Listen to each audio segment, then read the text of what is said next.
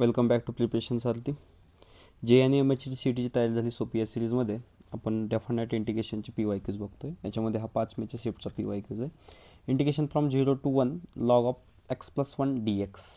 Basically ना हे integration करण्याच्या अगोदर इंटिग्रेशन ऑफ लॉग एक्स असतं काय, ठीक आहे. Integration log x d x हे पाठ करायचं बाळांनो तुम्ही. काय असतं, x in bracket log x minus 1 plus C. हे झालं बेसिक इंटिग्रेशन. हे लक्षात ठेवा, फॉर्म्युला म्हणून याला पाठ करून टाका. म्हणजे प्रत्येक वेळेस यू इंटू व्ही लावायचा नाही याला.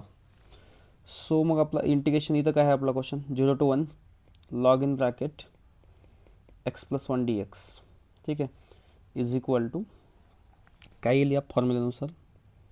जो इथं आला आहे तो एक्स ॲज इट इज, म्हणजे इथे कोण आला आहे आपला एक्स प्लस 1, ठीक आहे, in bracket log of x plus 1 minus 1 whole bracket close. Integration constant नसतो. 0 to 1 लिमिट पुट करूयात. 0 to 1 अप्पर लिमिट पुट करूयात. अप्पर लिमिट पुट केल्यावर काय येणार आहे,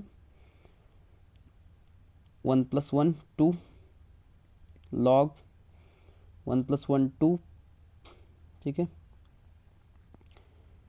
इन ब्रॅकेट